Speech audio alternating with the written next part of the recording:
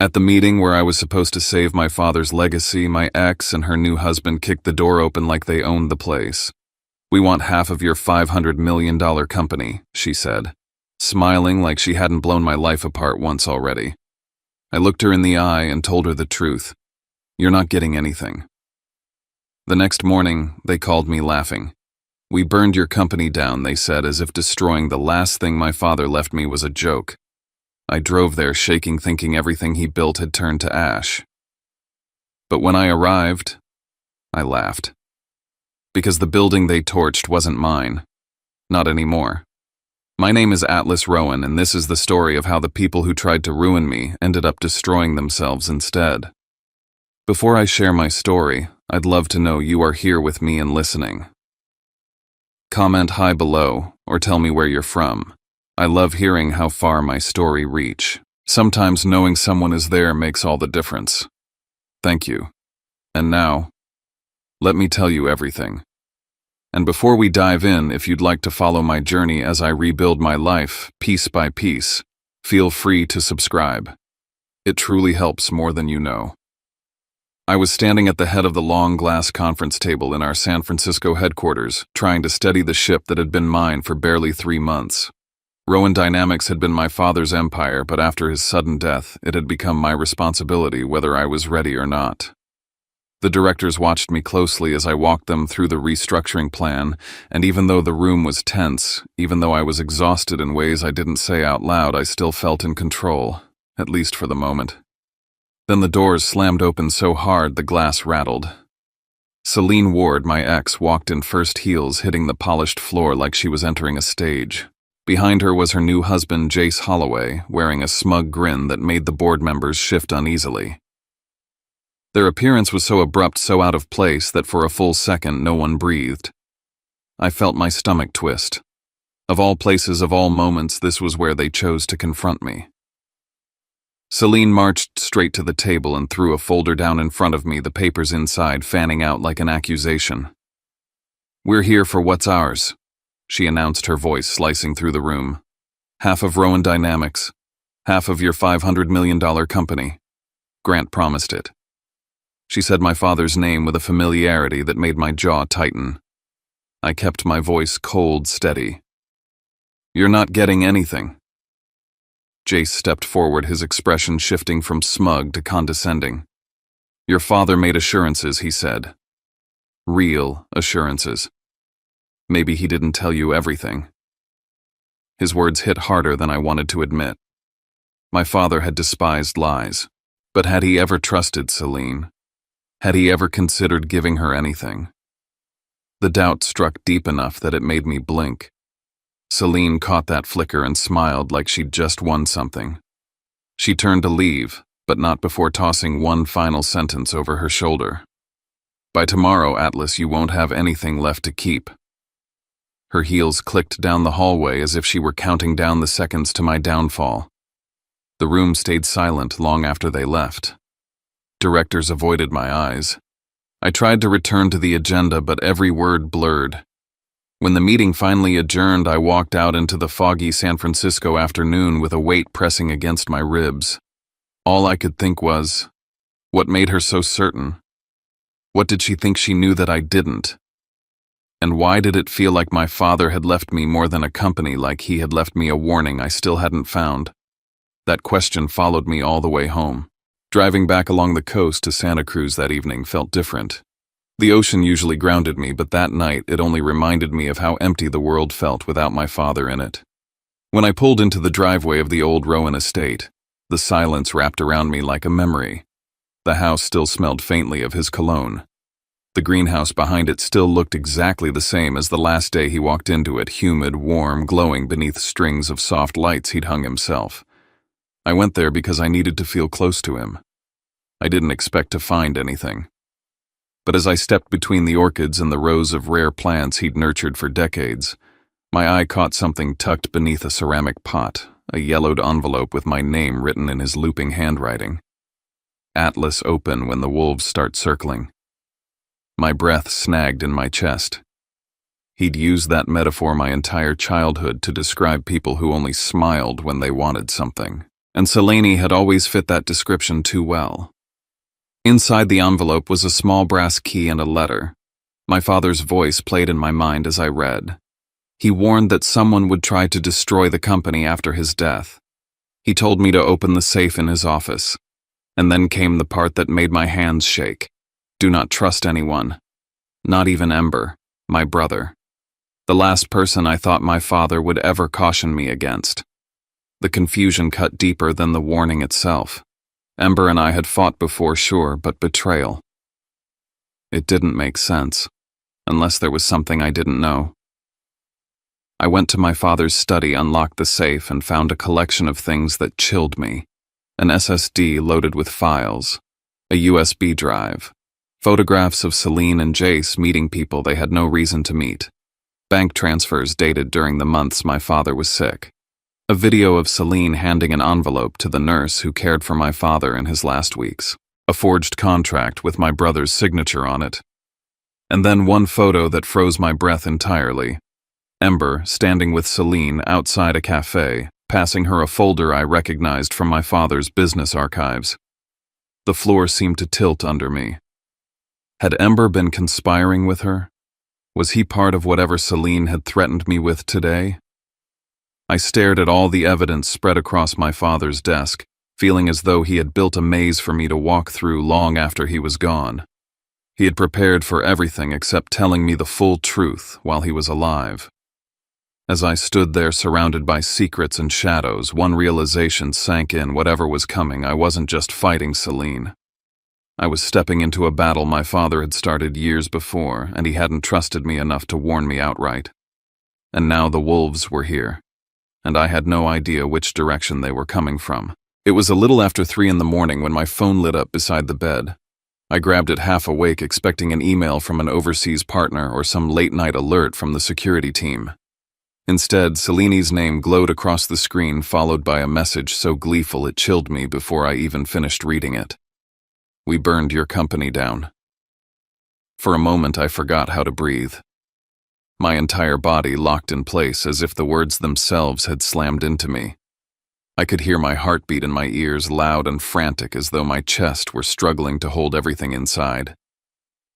All I could picture was my father's life work swallowed in flames, everything he built turning into ash because of someone I once trusted. I didn't change clothes. I didn't think. I just grabbed my keys and tore out of the driveway, heading north on Highway 1 toward Monterey, where the company's old facility used to stand. The darkness outside felt heavier than usual, the road lit only by the sweep of my headlights. As I drove, my father's voice from the letter echoed in my head, his warning that someone would try to destroy what he left behind. Suddenly, every piece began stitching itself together, Selene barging into the meeting, her threat that I wouldn't have anything left by morning, the photograph of Ember with her. It all felt too orchestrated to be coincidence. The closer I got to Monterey, the more orange light I saw bleeding into the sky. And when I finally turned onto the industrial road where the old warehouse stood, my fears crystallized into a sight I'll never forget. Flames towered into the air like they wanted to take the stars down with them. The fire department was already there, water blasting against what remained of the structure, steam hissing as metal bent and collapsed. I stepped out of my car and just stood there, feeling heat on my face, watching a place I once walked through with my father dissolve into nothing. Memories flooded me, my dad leaning over prototype stations, laughing with engineers, calling me to see some new breakthrough. This had been the birthplace of Rowan Dynamics, the place where our first energy cells were built. And now it was a blackened skeleton barely holding up against the spray of the hoses. But then something tugged at the back of my mind, something off. A detail I couldn't ignore. The sign that once carried the Rowan Dynamics logo was gone, replaced almost 2 years ago when my father quietly sold the building. The layout wasn't the same either. This wasn't the facility I'd been using since becoming CEO. It wasn't even owned by the company. It was the empty warehouse my father had divested long before he died. I felt a strange mix of disbelief and something dangerously close to relief. They hadn't burned down my company. They had burned down someone else's property entirely. Right then, my phone buzzed again. A video from Selene. I tapped play. She and Jace stood in front of the roaring fire, smug, triumphant, so sure they had destroyed me. "You won't rise from this," she shouted over the flames. "This is the end for you, Atlas." Her smile was vicious, and for a split second, I wondered how someone could fall so far from who she used to be. But all I saw in that recording was evidence. Clear, undeniable, and voluntarily filmed. My father's words came back again, almost too perfectly timed. "Don't trust what they do at the surface. They're more foolish than you think." He had known something like this might happen. He had prepared me for it without telling me directly. Standing there watching firefighters put out the last stubborn flames, I realized this wasn't just an attack. It was a mistake that would cost them everything, a missing piece of the puzzle my father had started leaving for me long before he died. And for the first time since this nightmare began, I felt the shift. I wasn't just reacting anymore. I finally had something solid in my hands, something that would turn the entire situation on its head. This fire meant to destroy me had instead revealed exactly how I could fight back. I left Monterey knowing one thing with absolute clarity. My father had set the board long ago, and now I could finally see the next move. By the time I drove back to Santa Cruz, dawn was beginning to skim the edges of the sky with gray light. I didn't sleep. I couldn't. My mind was spinning with too many questions, too many warnings my father had left behind. I spread everything out in the greenhouse, the photos, the drives, the documents, as if arranging them might force the truth to show itself. But instead of clarity, I felt a pressure building in my chest, the kind that comes from knowing the storm hasn't even peaked yet. I didn't hear Ember come in. Only when he stepped fully into the greenhouse, the door clicking shut behind him, did I look up. He carried the fatigue of someone who'd been driving through the night, and still the first thing I felt was a flash of suspicion. That single photograph of him with Celine had rooted itself in my thoughts, blooming into doubt I didn't want to acknowledge. I slid the photo across the workbench toward him. "Explain this." For a moment, he didn't move. Then he sank into the chair opposite me and picked up the picture. I watched his expression shift, not startled, not guilty, but resigned, as though he'd been waiting for this confrontation. He admitted he had met with Celine more than once during our father's final months, and the words punched something loose in me. I wanted to be angry. I wanted to accuse him outright. But I swallowed both impulses, forcing myself to listen. He told me he hadn't been working with her. He had been playing along to gather information. Our father had suspected Celine was trying to manipulate the internal structure of the company, especially after she began spending more time around him under the guise of offering emotional support. My father knew she had ulterior motives. Ember had been sent in to confirm them. He was the one asked to be the bait. Hearing that my father had trusted Ember with such a critical task but left me in the dark left a sour ache under my ribs. I felt like I'd been shut out of my own family's war. "Why didn't he tell me?" was all I managed to say. Ember hesitated before answering. He said our father had wanted to protect me from acting impulsively, from letting my history with Celine cloud my judgment. He didn't want me pulled into something that required deception, surveillance, and manipulation. He didn't want me becoming the version of myself I had once been when things fell apart with her. It hurt more than I expected to hear that. To think my father saw me as someone who needed shielding, someone whose emotions could jeopardize an entire operation. But Ember wasn't finished. He reached into his backpack and took out a small USB drive. "This is from Dad," he said. "He asked me to hold on to it." I plugged it into my laptop, and my father's voice filled the greenhouse. Hearing him again, steady, pragmatic, painfully aware of the limited time he had left, made my throat tighten. He spoke directly to Ember, saying he knew I would misinterpret the meetings, that I would see betrayal where there was none. He asked Ember to endure it, to stay silent until everything was ready. My father sounded tired, but his clarity was unmistakable. I leaned back, eyes burning, feeling guilt settle heavy inside me. Then came another recording. Celine's voice. She was speaking harshly, pressuring a doctor to revise notes about my father's mental state near the end. She wanted documentation to later claim he had not been of sound mind while adjusting his will. Hearing her push that narrative, hearing her use my father's illness as leverage, knocked the breath out of me. This wasn't just greed anymore. It was an assault on his dignity. I shut the laptop not because I didn't want to hear more, but because the weight of what I had learned was almost too much to sit with. Celine hadn't just plotted to take the company. She had tried to rewrite the final chapter of my father's life to suit her agenda. That realization hardened something inside me. I looked at Ember and said, "We're ending this at the will reading." He nodded. The distance that had grown between us over months dissolved in that moment. We were no longer two brothers circling around secrets. We were standing on the same side at last. And for the first time since my father died, I felt ready not just to defend what he left me, but to expose everything he fought to keep hidden until the right moment arrived. By the time I pulled into the parking structure of our real headquarters in Silicon Valley, the entire building felt on edge. Word about the fire in Monterey had already spread online, and employees whispered in worried clusters in the lobby, turning toward me as if I carried the verdict in my hands. I told them the truth in a steady voice. The company remained untouched, operations were secure, and they had nothing to fear. I could see the relief move across their faces, but beneath it lay something heavier: anger that someone had tried to bring us down at all. I went straight to the security division and asked them to pull every available angle of footage from the area around the old warehouse. Within an hour, they had a cluster of screens lit up, and I stood there watching Celine and Jace parade around the fire. They started posing for the camera, as if it were some sort of victory monument. They filmed themselves laughing, shouting my name, proclaiming that I had finally lost. It was so absurd that part of me couldn't believe the two of them had sunk this low.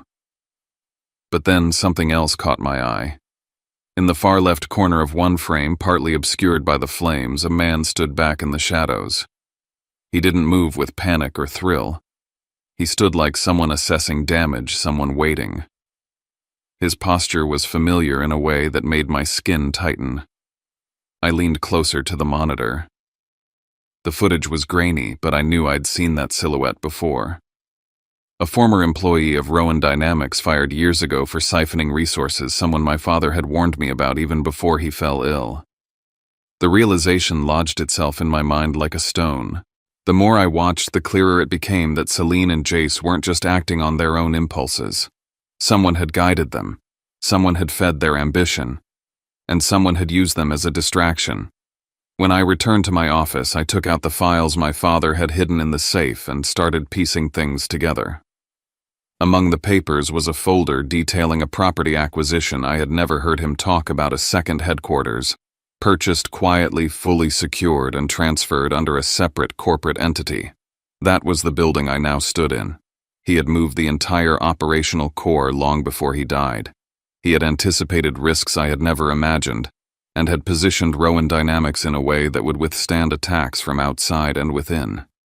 He hadn't told me because he wanted the transition of leadership to look clean, and because he needed to know exactly who might try to undermine me once he was gone. It was protection disguised as secrecy, a silent shield he'd built without asking for credit. Back in the pile of documents was something else I'd overlooked: a string of email archives showing Celine's communication with a tech competitor in San Jose. They had discussed a buyout plan disguised as a rescue package, one that would go into motion only if the company faced legal turmoil or public collapse.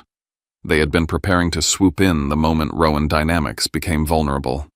My stomach tightened as I read further. One file showed that my father had entertained an offer from that competitor months before his death, but only to expose their intentions. He had played the game long enough to draw them into showing their hand. Celine must have learned about those negotiations and assumed she could leverage them for her own benefit. She must have believed she could step into my father's role by destabilizing everything he had built. And then there was Ember's final recording. He played it for me that afternoon. Celine had cornered him during our father's last weeks, insisting he sign a document stating that our father had been mentally unfit while revising his will. Ember had refused, and when she pushed harder, he recorded the entire exchange. He had turned the files over to our father, who added them to the growing evidence of betrayal. The more pieces fell into place, the more I realized that this wasn't a simple power grab. Someone with influence behind the scenes had orchestrated the push against me. Celine was only the face of the problem. The real danger was the person hidden in that video, the person who knew how to operate from the shadows. By nightfall, Ember and I sat across from each other with every file, every recording, and every photograph spread across the table between us. We both understood what had to happen next. If Celine walked into the will reading expecting victory, she would walk into something very different instead. This was no longer about defending the company. It was about defending our father's name. And for the first time since his death, I felt aligned with the path he had laid out long before I understood it. We were going to bring everything into the light. When Ember asked if I was ready, I said yes, not because I wasn't afraid, but because fear had finally stopped holding me back. Tomorrow we would return everything Celine had done back to her hands, and the world would see exactly who had tried to rewrite my father's legacy. The morning of the will reading was cold, the kind of coastal chill that seeped through stone and lingered on the skin. The building my father had chosen for these private affairs was perched on a cliff in Carmel Highlands overlooking the restless ocean. As I made my way down the long hallway toward the chamber where the reading would be held, the sound of waves slamming into the rocks below echoed through the stone walls. It felt like walking into the heart of a storm. Inside, the heavy wooden table had been set with files prepared by our attorney, Marlo Vega. She greeted me with a firm nod, but there was tension in her jaw. She knew what was coming. Ember stood on my left, silent but steady, and for a brief second I felt the weight of my father's absence like a hand pressing down on my shoulder. Then the doors opened again, this time with performance. Celine swept in wearing a dress that shimmered under the overhead lights as though she believed she was arriving at an award ceremony. Behind her came a cameraman, then another, followed by a woman holding a microphone. Jace strutted beside her, adjusting his suit jacket like he'd practiced the gesture in a mirror. They had brought a media crew to capture their moment of triumph. Celine announced to the room that she had come to reclaim what she believed was hers. Her voice was bright, confident, too rehearsed. The way she smiled at the cameras told me she had no idea what she was walking into. She must have convinced herself that victory was inevitable. Before the reading began, she stepped forward and handed Marlo a sealed envelope. Inside was a supposed copy of my father's will, one she claimed granted her 30% of Rowan Dynamics. Marlo opened it, scanned the text, and immediately saw the inconsistencies. The formatting was wrong, the notarization date falsified, and my father's signature was a poorly made imitation. She set the envelope aside without a word, and Celine's confident smile faltered for the first time. Jace jumped in, threatening a lawsuit, accusing me of withholding assets that belonged to Celine. He spoke loudly, clearly for the benefit of the cameras, but every word only reinforced how little they understood the situation. I said nothing. I waited. Letting them talk was part of the plan. When the reading officially began, Marlo turned on the monitor at the head of the room. The first video played.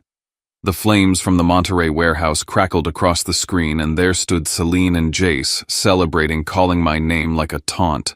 Their faces were unmistakable, their voices loud and proud.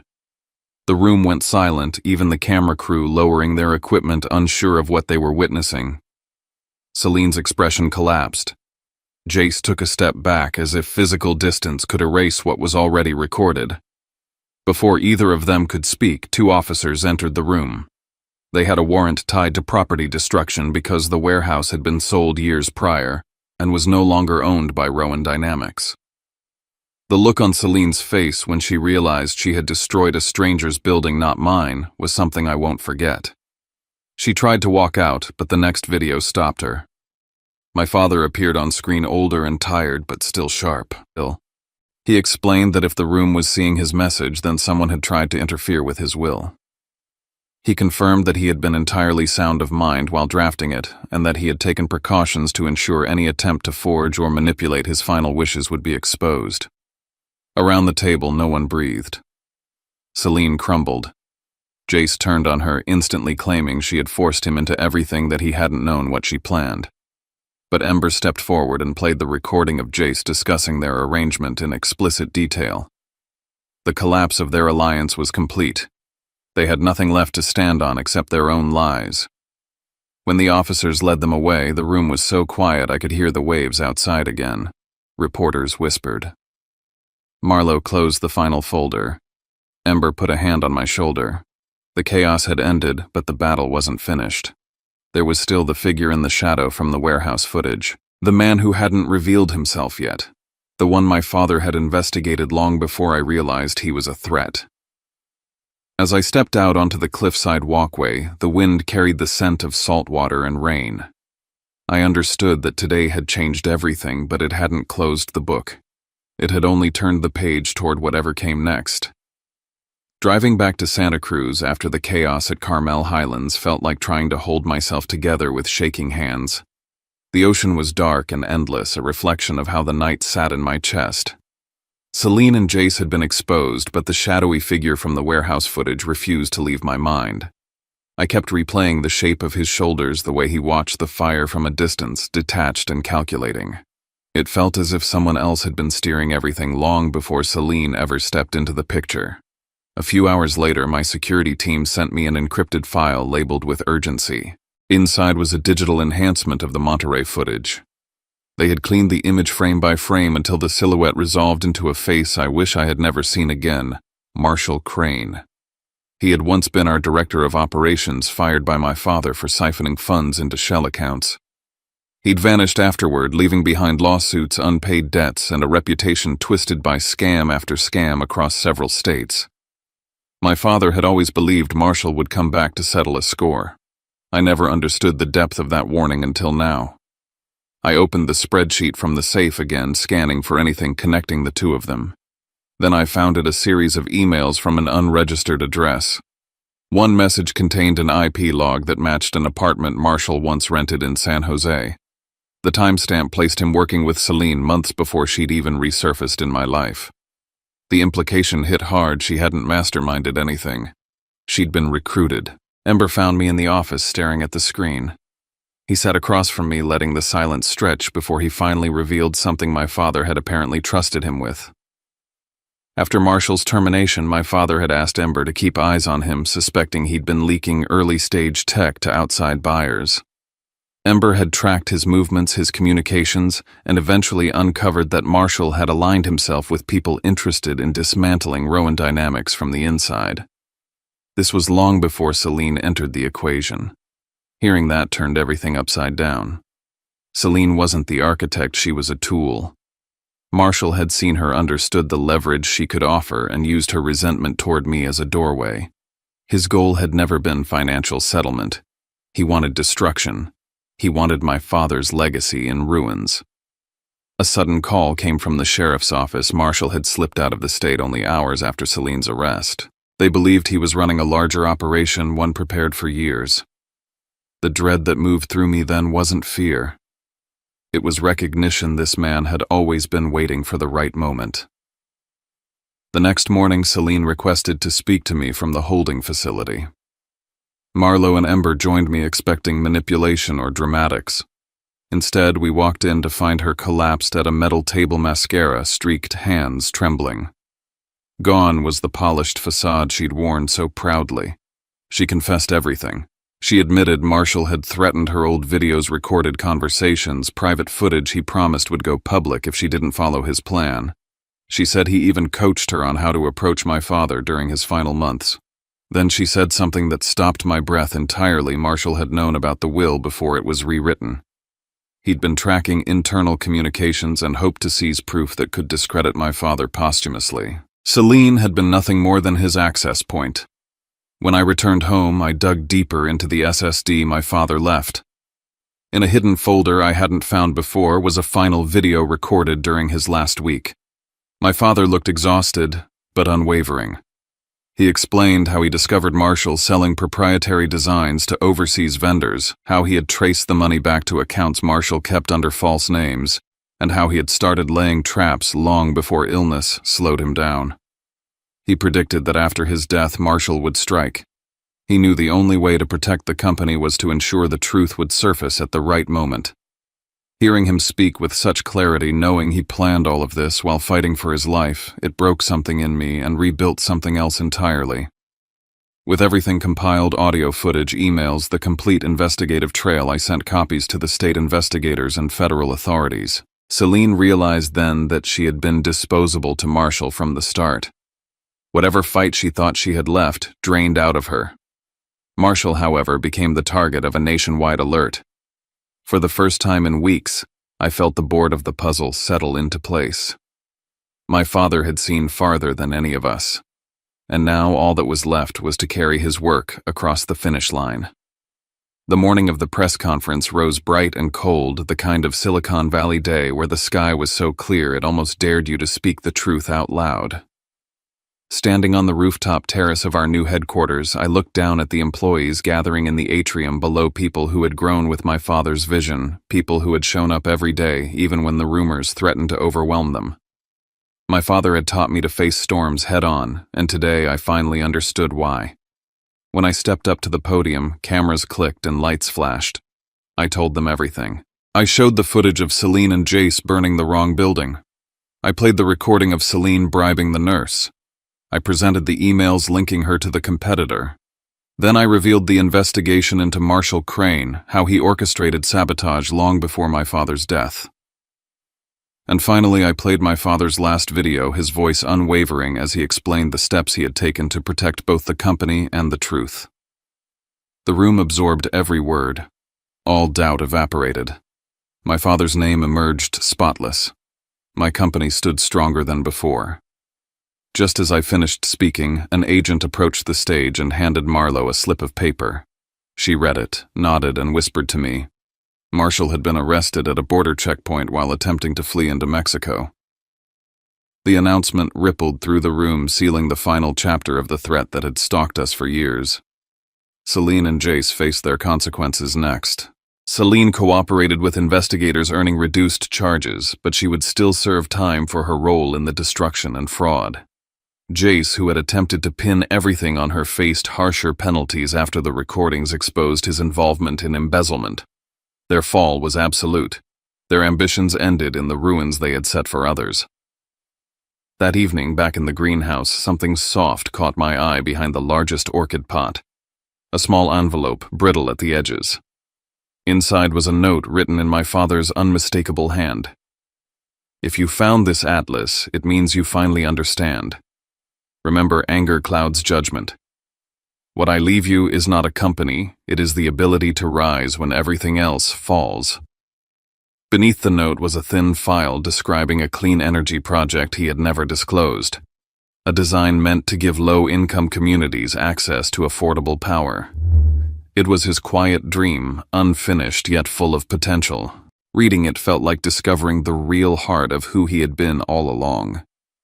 In the days that followed, I restructured Rowan Dynamics with that purpose at its core. We shifted a percentage of our research funding into community-driven tech. I created a grant for young engineers. I asked Ember to serve as vice president, the partnership between us finally restored. For the first time since my father's death, the company felt aligned with the man he wanted me to become. One evening, standing alone in the greenhouse, the setting sun filtering through rows of orchids, I realized something I hadn't been able to articulate until then. Celine, Jace, Marshall, none of them had truly threatened the foundation of what my father built. Because the foundation wasn't concrete or documents or patents. It was the conviction he instilled in me, the resilience he lived by, and the integrity he fought so fiercely to protect. Looking out over the Santa Cruz coastline, I felt the weight of everything finally lift. I had walked through betrayal, doubt, and danger, but I had made it to the other side unchanged in the ways that mattered and transformed in the ways my father hoped I would be. The revenge chapter had closed. What began instead was something far greater, a new life shaped not by what was taken from me but by what I chose to build.